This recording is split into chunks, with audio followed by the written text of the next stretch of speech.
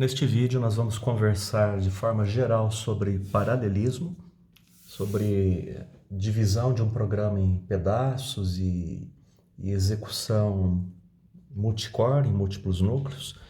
Eu vou deixar uma dica aqui, tem um vídeo que é bastante interessante para entender a filosofia, entender a ideia geral de programação disso. É de uma pessoa chamada Rob Pike. Ele foi idealizador lá da linguagem Go. E eu sugiro que você, talvez até você assista o vídeo dele antes de assistir esse vídeo aqui, tá? É uma conversa de cerca de 30 minutos em que ele expõe ideias a respeito de concorrência e paralelismo. Eu vou fazer um exemplo mais simples do que o do Rob Pike, eu vou assim ser um pouquinho mais direto talvez, né? Vamos ver como que vai ficar a explicação aqui. Eu vou criar um cenário, vou criar um programa. Vamos imaginar um cenário assim, algo parecido com o Google, tá? Ou poderia ser uma loja virtual qualquer na internet. Então a gente tem uma primeira etapa no funcionamento dessa loja virtual, ou poderia ser do Google também, que consiste em ler alguma coisa da internet. E eu vou imaginar que isso está sendo realizado nessa caixinha aqui.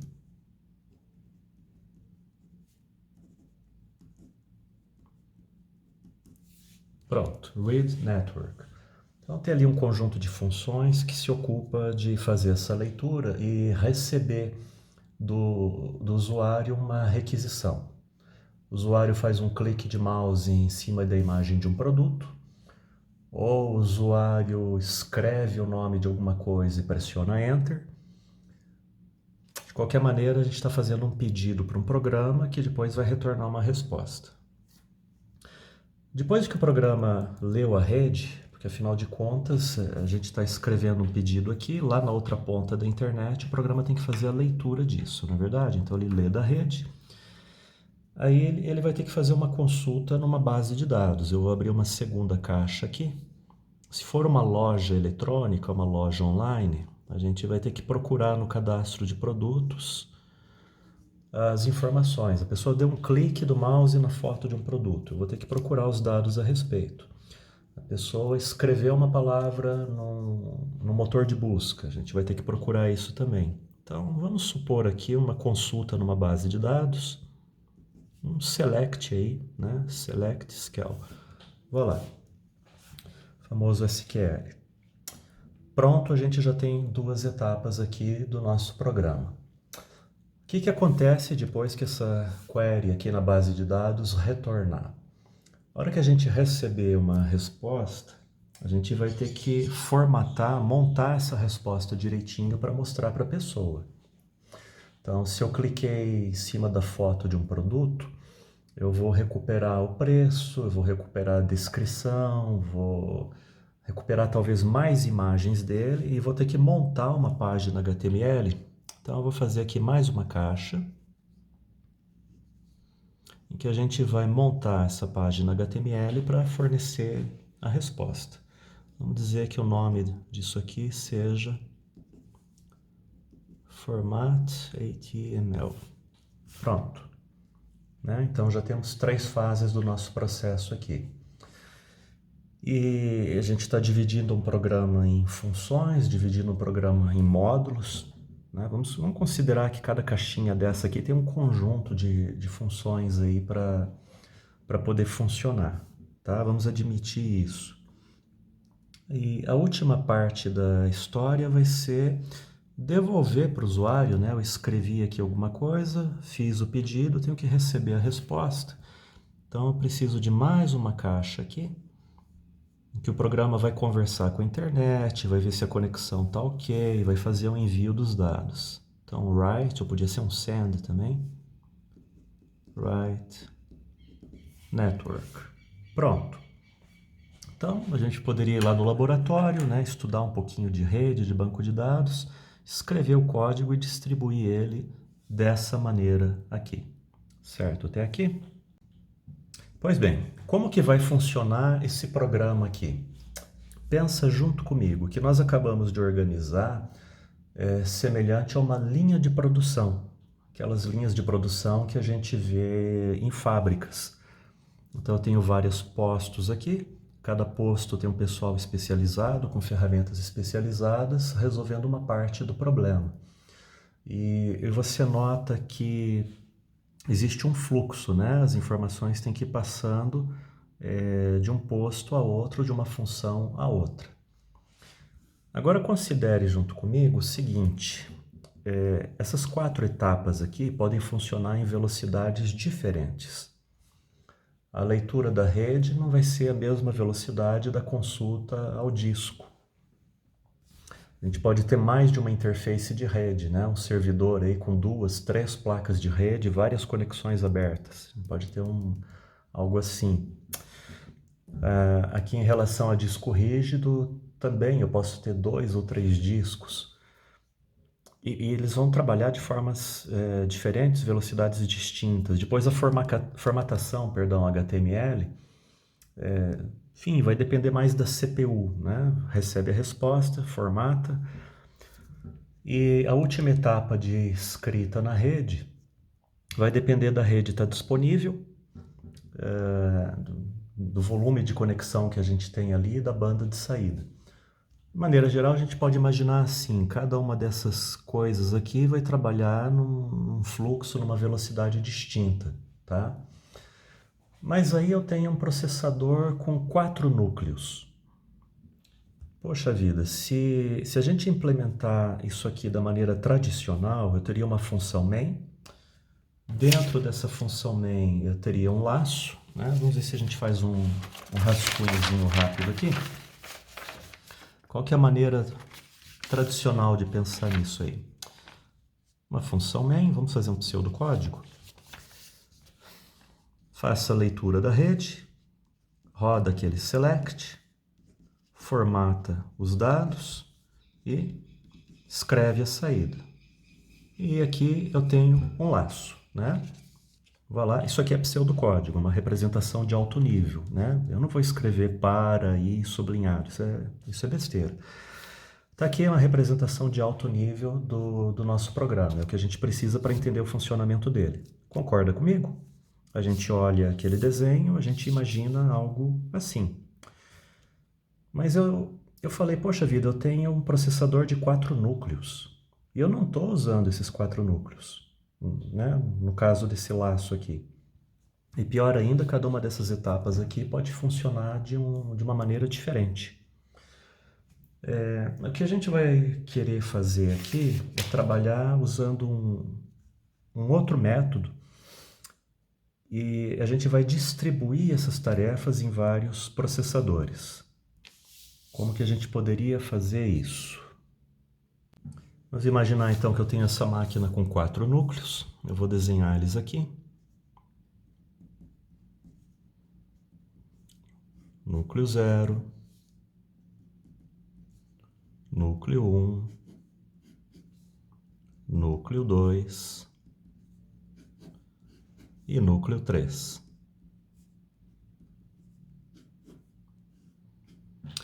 E a gente vai se virar para colocar cada uma dessas etapas trabalhando em um núcleo separado. Eventualmente isso poderia ser feito até usando fork de processo ou trabalhando programas separados que fazem comunicação de dados entre si. Seria uma maneira de resolver, né? Depois, entre cada uma dessas etapas aqui, a gente teria que ter uma espécie de um buffer, né? Poderia ser um arquivo, alguma coisa assim.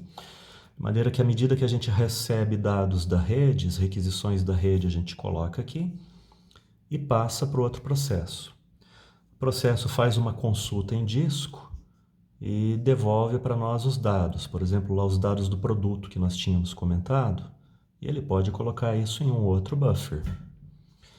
Esse buffer, por sua vez, vai ser lido por esse processo, ou por essa função, não sei, que é responsável pela formatação HTML, que vai criar uma página HTML prontinha e vai guardar também algum buffer intermediário aí.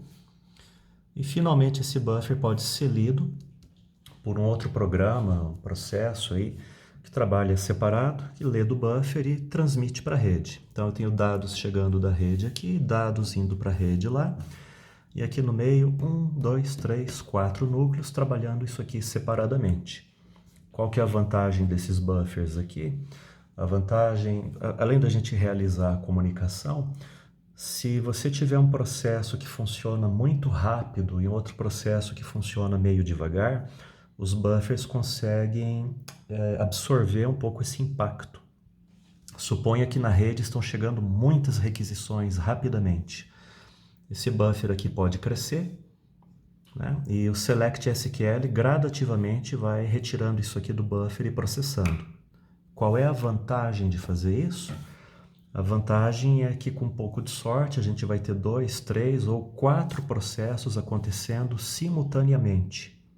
Isso é muito diferente daquele nosso velho lacinho for, em que eu executo uma tarefa de cada vez, em que é óbvio que eu tenho que fazer um ciclo completo para tratar uma requisição, outro ciclo completo para tratar outra, né? Aqui não, a gente está tratando isso simultaneamente na medida do possível. As pessoas que estiverem comprando nessa loja virtual, as pessoas que estiverem usando esse motor de busca para encontrar alguma coisa, vão ter uma experiência muito mais ágil, vão sentir que estão diante de um programa muito mais eficiente. Nesse ponto aqui, você poderia dizer, não, mas espera aí, eu tenho uma outra solução. Traz aquele programinha lá do lacinho for. Tá aqui o programa. O que você quer fazer com ele? Faz o seguinte, a gente tem esse programa aí, já que a gente tem 4 núcleos, crie 4 instâncias desse programa. Eu posso ter 4 cópias separadas trabalhando. É verdade, seria uma maneira de resolver também. Ainda teria que ter uma coordenação entre essas 4 cópias, né? A ideia é que eu fiz um fork aí e obtive cópias do programa, teria que ter alguma maneira de coordenar para evitar, por exemplo, não sei, que 2 programas trabalhassem em cima de uma mesma requisição, né? Ou que os 2 fossem usar o banco de dados na mesma hora, não sei, daria para fazer,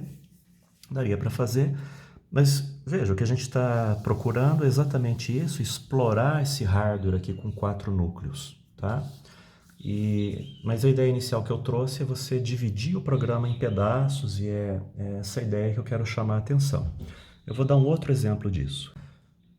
Considere agora que a gente está trabalhando com algum aplicativo em ciência ou engenharia, um programa que tem que fazer muito cálculo, né? Mas muito cálculo mesmo.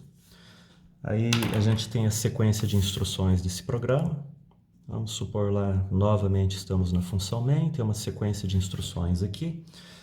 E lá pelas tantas a gente precisa calcular a raiz quadrada aí de um número. E logo depois, próxima instrução, talvez eu precise calcular a raiz quadrada de um outro número diferente. Daí o programa continua, tá? Aí a gente olha para isso aqui. É um exemplo hipotético, você está me acompanhando.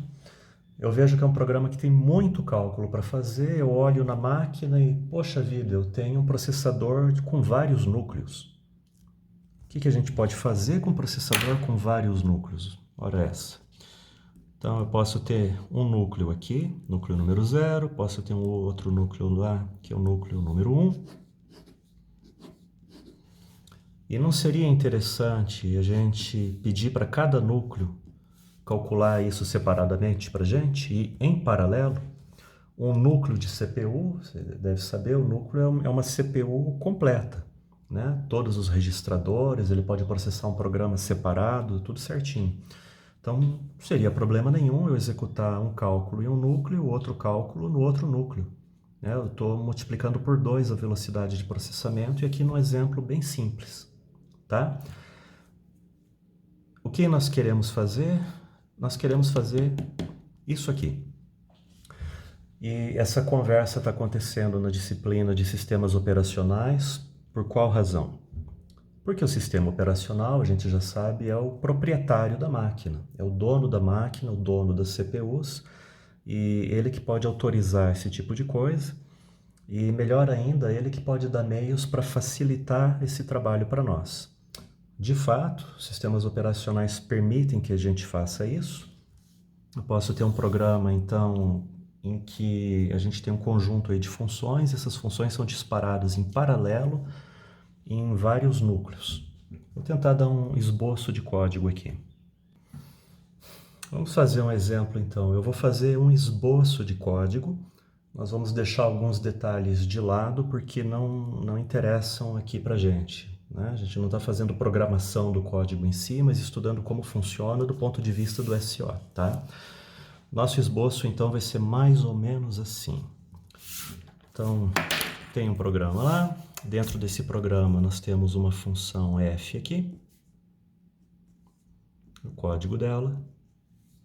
Depois eu tenho uma função g, código dela também.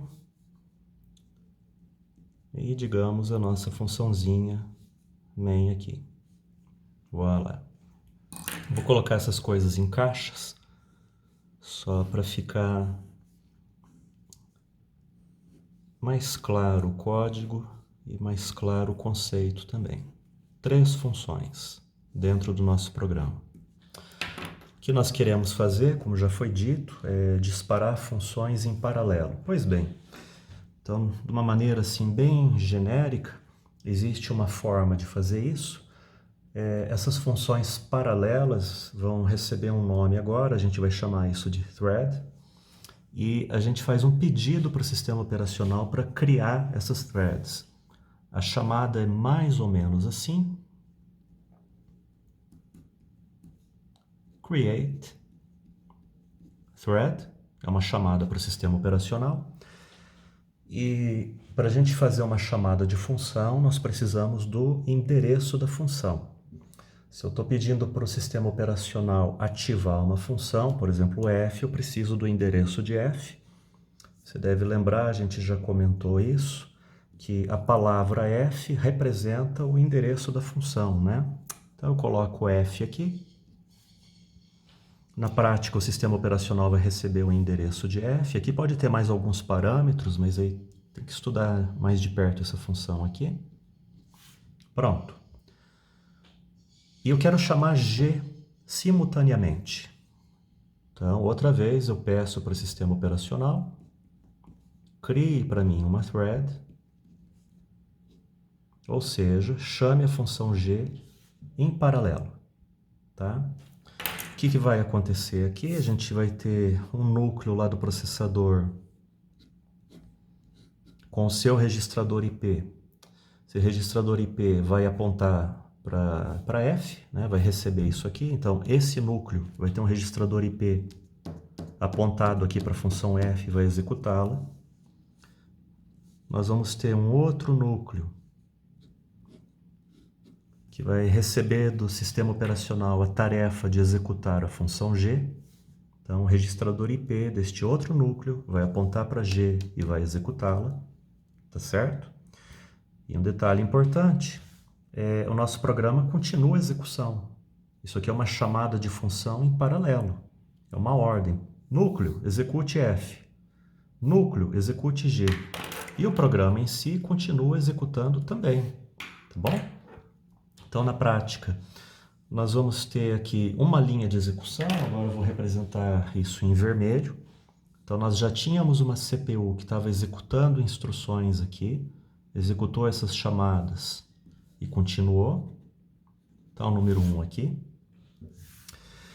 Esse núcleo vai começar a trabalhar na função f. Então, imagina que um núcleo de um processador, à medida que vai trabalhando, vai deixando um rastro no código, tá? Só imagine essa situação. Imagine que enquanto a CPU está trabalhando, ela vai passando tinta nas instruções. Então, a gente tem uma máquina em que um núcleo passou por aqui executando, fez as chamadas e ele continua executando, atenção para isso. Outro núcleo começou a trabalhar lá na função f, vai deixando o rastro dele.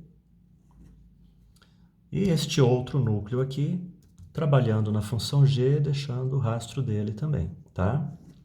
Então, entenda o seguinte, nesta figura aqui, nós temos no total Este aqui é um exemplo em que nós temos 3 threads em execução. Se nós tivermos um processador quad-core, isso significaria que nós teríamos 3 núcleos trabalhando para o nosso programa. Se nós tivéssemos uma CPU que tem um núcleo único, o sistema também vai funcionar, o programa também vai trabalhar, só que nesse caso, esse núcleo único vai ter que ficar pulando de uma função para outra, né? A gente já comentou a respeito disso. O sistema operacional fica fazendo o registrador IP pular de uma função para outra, alternando. O fato é que a gente vai ter execução intercalada.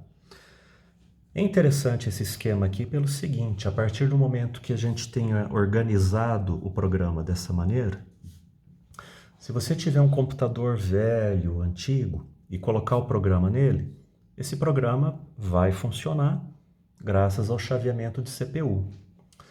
Mas se você dispuser de uma máquina mais recente, né, com mais memória, com mais núcleos, etc., imediatamente o programa já está pronto para explorar esse hardware melhorado.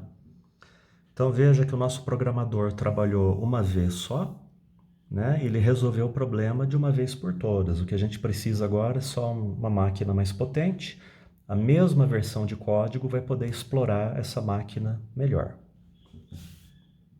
Certo até aí? Recorde o nosso exemplo anterior, que era este aqui. E vai funcionar da mesma maneira.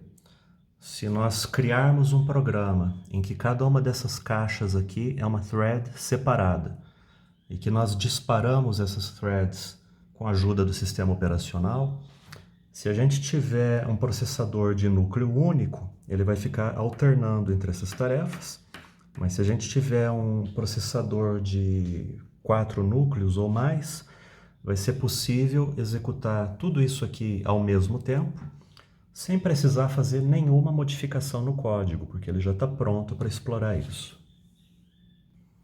Vamos avançar para outro desenho, tem uma outra coisa para explicar aqui. Pensa no código deste programa, né? Pense a respeito disso. Vamos fechar um pouco essa parte. Destacar algo. As funções f e g, como nós estamos vendo aqui, a rigor são funções comuns. De fato, elas não precisam ter nada de especial. A gente simplesmente, com o apoio do sistema, disparou a execução paralela, né? Ou em alternância, você já entendeu, dessas funções aí, né? Vamos falar em execução paralela. Pois bem, cada uma dessas funções aqui tem as suas variáveis locais e os seus parâmetros, mas o programa tem suas variáveis globais. As variáveis globais são visíveis por essas funções aqui. Se um arquivo for aberto, todas as funções do programa conseguem ver que o arquivo está aberto. Se o programa estiver usando uma conexão de rede, essa conexão de rede está disponível para o programa todo. Então, aquelas regras que nós já conhecíamos a respeito de variável local, variável global, subrotina, programa, as mesmas regras continuam funcionando da mesma maneira. E essas threads aqui, com as quais a gente começou a trabalhar, que são threads que têm o suporte do sistema operacional para poder existir e funcionar, recebem uma denominação. A gente diz que são, deixa eu colocar aqui, threads de núcleo.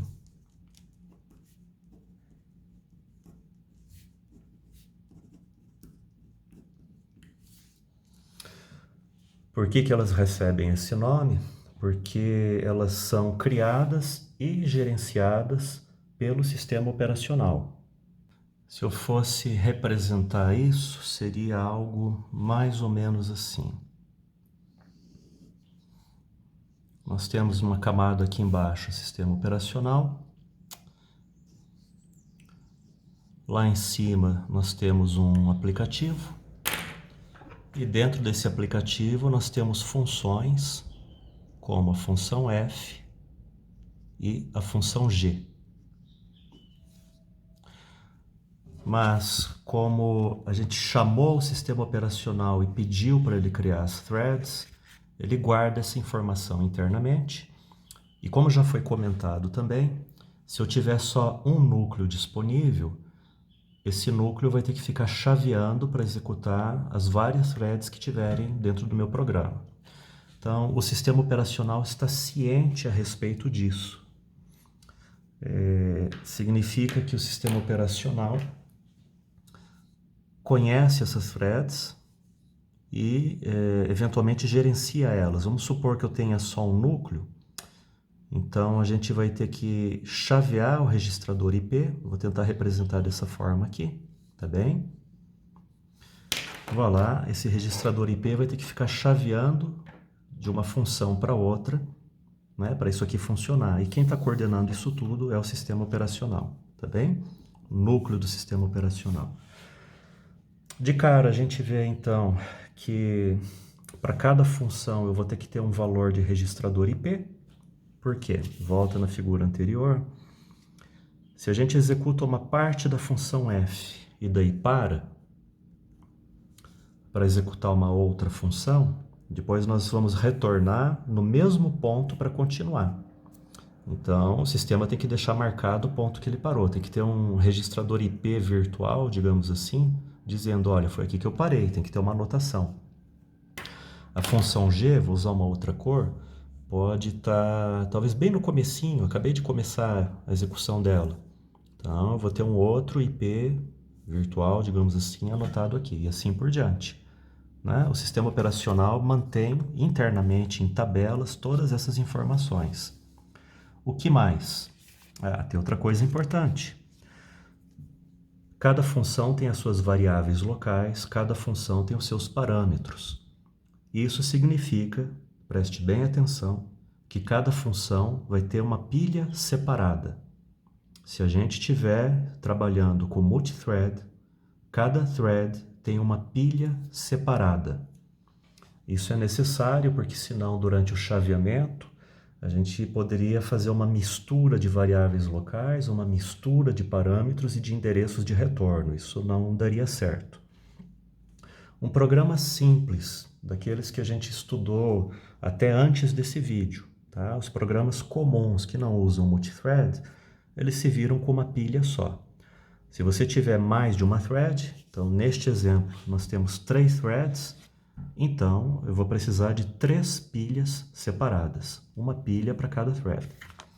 A gente poderia deixar anotado isso aqui então. Essas threads são criadas e gerenciadas pelo sistema, vamos colocar isso assim. Gerenciadas pelo SO. Cada uma delas tem que ter o seu próprio registrador IP. Cada uma delas tem que ter o SP e mais um espaço de pilha separado para ela poder funcionar. Essas threads de núcleo, também conhecidas como threads de kernel, basicamente são fáceis de utilizar. Você viu, eu mostrei, eu avisei que esse código aqui é um esboço ainda, tem detalhes que a gente não está conversando. Mas a ideia básica é simples, né? Que consiste em você pedir ao sistema operacional para criar a thread e daqui em diante o sistema operacional se vira com isso para a gente.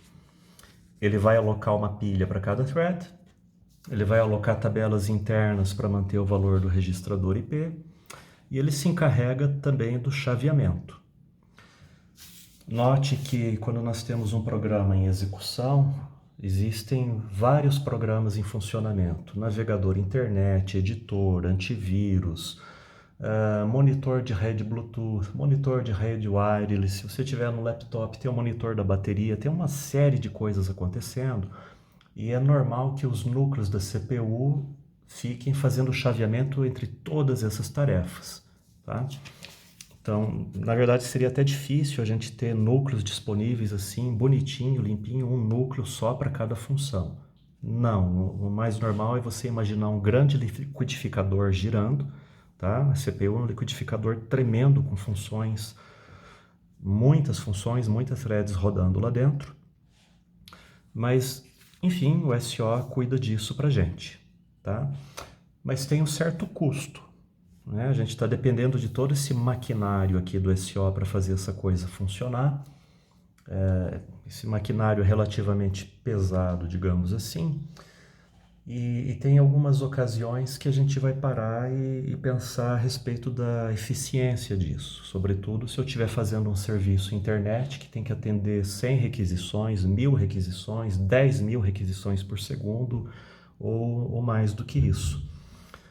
Esse chaveamento todo aqui começa a ficar delicado, digamos assim. Outra coisa para a gente lembrar que é importante também, eu vou anotar nessa figura mesmo, apesar que... Mas vamos fazer um quadrinho aqui. A gente conversou já a respeito de I/O síncrono e I/O assíncrono. Pois é. No caso do I/O síncrono, a hora que você faz um pedido de entrada e saída, você trava esperando pelo periférico. Pois é, se uma dessas funções aqui travar esperando por um periférico, imediatamente o sistema operacional vai chavear o registrador IP. Não faz sentido você deixar um núcleo parado em uma função que está parada esperando um periférico. Então, dentro do nosso código, né, vamos voltar em um outro exemplo aqui que nós conversamos. Você deve recordar disso aqui. Dentro desse código todo, todos aqueles pontos em que houver entrada e saída, se essa entrada e saída, imagine que esses pontinhos são chamadas de função para fazer I/O, tá? Em qualquer um desses pontinhos aqui, a hora que acontecer I/O, imediatamente a gente vai ter um chaveamento de tarefa. Bom, se eu tiver um programa que é muito exigido em relação a processamento, como é o caso de programas servidores de rede, esse chaveamento pode não ser bem-vindo. Imagine, afinal de contas, que a gente estava executando aqui uma função, chegou num ponto de I/O e fez o chaveamento, e esse núcleo, o sistema operacional resolve direcionar para um outro aplicativo, por exemplo, para o antivírus que estava lá esperando. Tá, isso pode ser bom para o antivírus, mas foi ruim para o nosso programa, porque ele acabou de perder um núcleo que estava processando aqui. A gente vai pensar agora numa outra maneira de trabalhar paralelismo. É um outro tipo de thread. Infelizmente é mais complicado de usar do que a thread de núcleo. O conceito geral não é tão complicado assim, mas na hora de programar é mais difícil. Então, fechando aqui, a thread de núcleo é inteiramente gerenciada pelo sistema operacional, pelo kernel, né? E isso inclui, então, esse chaveamento aqui. Vamos pensar num novo modelo agora. Qual seria esse novo modelo? Então, deixa eu colocar aqui. Nós vamos falar agora a respeito de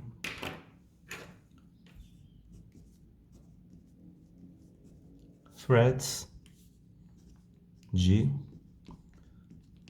usuário. Veja, nós estamos fazendo uma contraposição aqui entre kernel e usuário, né? Espaço de kernel e userland, tá? Então, o núcleo vai sair de cena e agora a gente vai ter uma situação que vai ser mais ou menos assim. Eu vou procurar representar com um desenho. Vamos imaginar novamente que nós temos lá as funções f e g.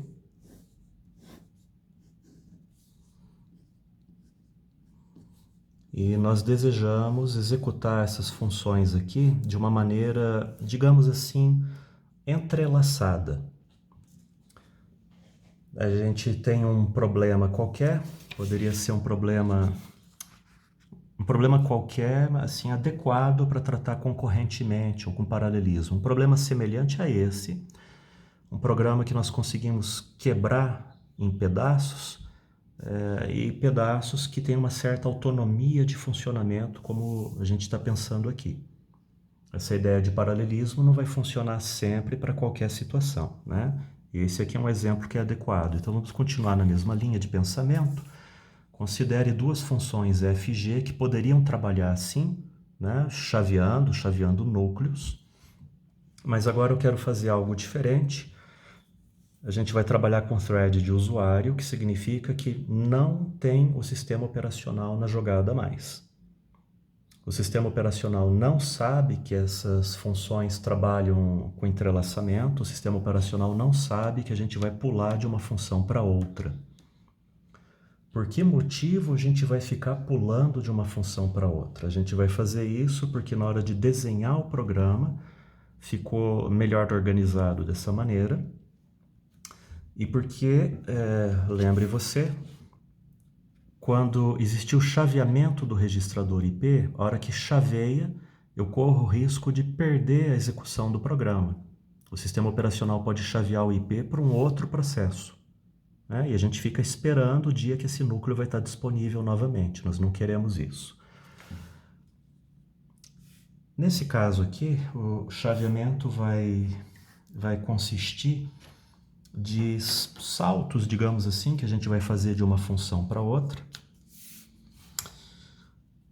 Então, a gente começa a execução de função e, de repente, pum, salta para o código da outra, executa um trecho da outra função, de repente, pum, salta para essa outra função aqui.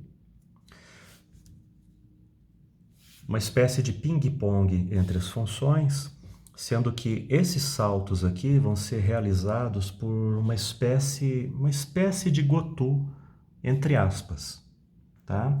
Não é exatamente um GoTo, muita atenção, eu vou escrever um GoTo aqui nessa figura apenas para... Aliás, acho que eu não vou nem escrever o GoTo, eu vou escrever uma outra coisa. Existe uma chamadinha de função que desempenha essa tarefa de GoTo. Normalmente a gente tem uma coisa chamada yield, sim. Na verdade varia de biblioteca para biblioteca, daqui a pouco a gente já vai falar a respeito disso. Mas isso que eu acabei de escrever em vermelho é como se fosse um GoTo, entenda isso. Então, a hora que a gente executar isso aqui é um GoTo que, pum, pula para outra função, executou isso aqui depois, né, aqui no final, pum, um GoTo que volta para lá. Tá, e por que eu vou ficar fazendo o GoTo de uma função para outra? Retorna nessa figura anterior aqui. Lembra dos pontinhos vermelhos? Eu falei que os pontinhos vermelhos eram pontos de entrada e saída. Por exemplo aqui, vou ler o disco rígido. Ah, você vai ler o disco rígido? Vou. Pois muito bem, isso vai demorar porque você vai acessar um periférico. O que o sistema operacional faz? Ele joga o núcleo para outro lugar. Isso, se a gente estiver usando, me permita voltar mais uma figura ainda, presta bem atenção, vamos com calma aqui. Isso seria o I/O síncrono. Se você estiver fazendo entrada e saída síncrona, que é a entrada e saída que a gente usa todo dia, a hora que você usa a função gets para ler o teclado, o teu programa para e fica esperando o teclado. A hora que você usa a função read comum para ler o disco, fread, o programa para e fica esperando o disco dar uma resposta. Isso é o I/O síncrono. Mas, nesses pontinhos vermelhos, se eu estiver fazendo I/O síncrono, eu corro o risco de perder o núcleo. Se durante a execução a gente parar no pontinho vermelho, eu perco o núcleo. Qual que é a solução para isso? Não use I/O síncrono. Existe um outro conjunto de funções, chamadas de assíncronas, em que você pede para o sistema operacional, vai ler o disco rígido para mim? Mas, assim, a hora que o disco rígido der uma resposta, você me avisa, porque eu vou continuar trabalhando. Né? A gente já comentou, no I/O síncrono, o teu programa não para de executar. No I/O síncrono, o programa continua. A gente faz um pedido, né? Igual fazer um pedido na praça de alimentação. Fabrica uma pizza para mim e a gente vai dar uma volta. Enquanto o SO está fabricando essa pizza aí, a gente continua a execução. Tá certo? É um outro modelo de I/O. E a gente vai usar isso, então, com as nossas threads de usuário. Vou pôr um pontinho vermelho aqui. Esse pontinho vermelho é um ponto de I/O. Posso fazer um pedido para o sistema operacional, SO, vai ler o disco rígido para mim, e ao mesmo tempo, eu faço um GoTo para outra função. Por quê? Porque eu sei que essa função aqui vai demorar um tempo para obter a resposta do disco rígido. Ao invés de deixar o meu programa parado, né, ao invés de perder o núcleo de processamento, não, eu já envio a execução chaveio para uma outra função, e aqui eu faço alguma coisa útil, até o momento que eu tiver entrada e saída novamente. Digamos que aqui eu vá ler a rede. Ah, você vai ler a rede e vai demorar, mas vamos fazer uma leitura de rede assíncrona, e vou fazer aquele estranho goto, pum, eu venho para essa função aqui. É um modelo mais difícil de programação. Você tem que ficar brincando de ping-pong com várias funções que estão fazendo I/O.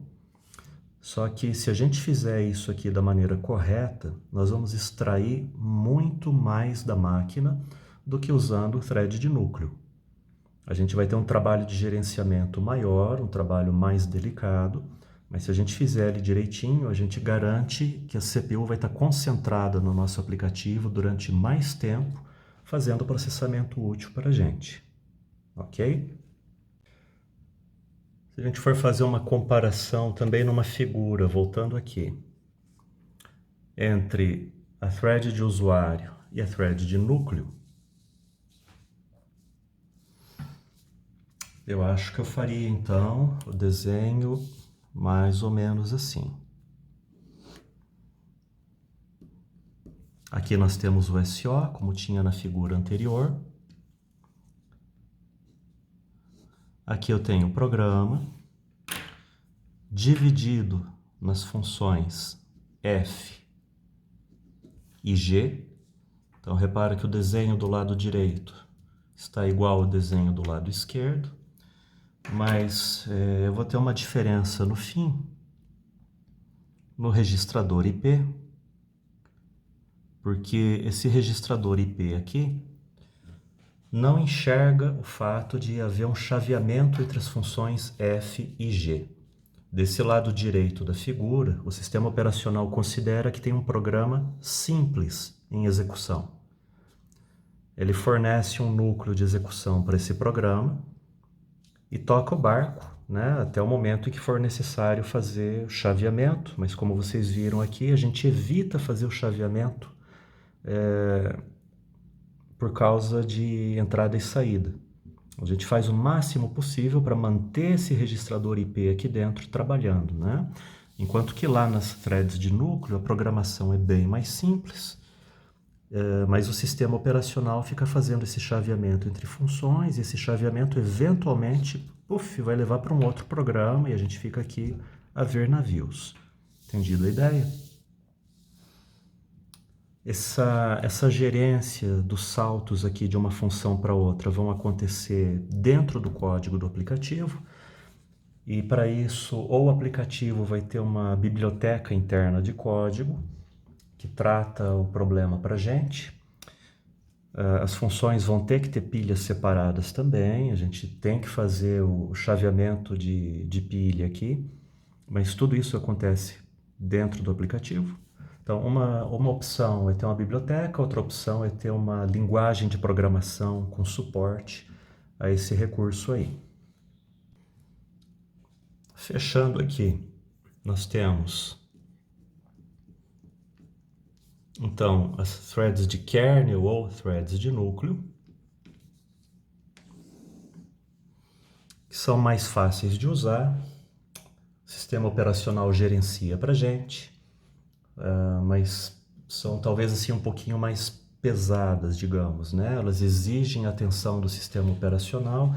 A gente tem que ativar o núcleo de processamento, ele vai gerenciar o chaveamento das pilhas, gerenciar o chaveamento de IP. Então eu vou botar, veja só, código do sistema operacional para funcionar no meio do meu programa, ou durante a execução do meu programa. E do outro lado nós temos as threads de usuário. São mais difíceis de usar, sim, né?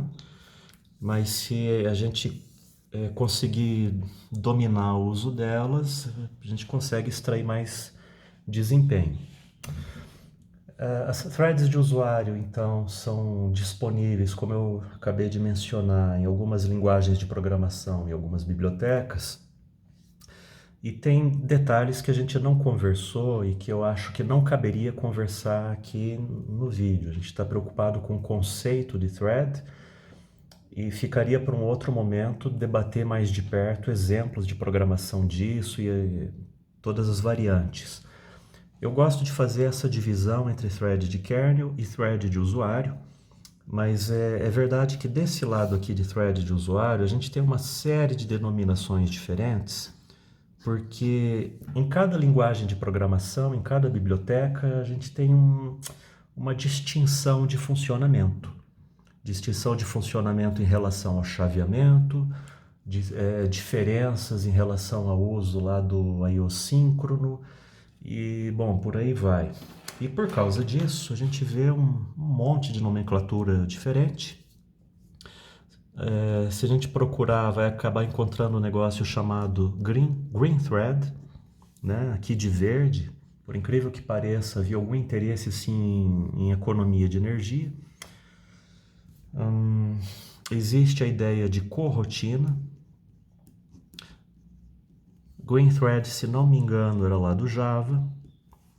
Corotina, eu acho que a gente tinha, né, em linguagens como Módula e Oberon. Se não me falha a memória, me perdoem. Depois nós temos um negócio chamado, inventaram a tal da Goroutine, que é da linguagem Go. E de uma para outra nós temos diferenças, tá? Por exemplo, em Goroutine, se não me engano, a gente não consegue fazer I/O síncrono. É alguma coisa assim relacionada com I/O que ela não faz, e talvez nos outros modelos a gente consiga. E mais um outro nome ainda, tem um negócio chamado Fiber. Só que, vejam, todas essas coisas que estão relacionadas aqui, embora elas sejam ligeiramente diferentes, todas concordam no ponto seguinte: elas não são threads de kernel, tá? Então eu acho mais fácil chamar coletivamente thread de núcleo, thread de usuário, e daí as variações de nomes começam a ser importantes na perspectiva de um programador. Se você é um programador acostumado com a linguagem módulo usando coroutinas, a hora que você for para Go, você vai ter que adaptar o teu código, porque não vai funcionar exatamente do mesmo modo, tá? Mas você entendeu, tudo isso aqui é gerenciado pelo programa, tudo isso aqui equivale então a thread de usuário.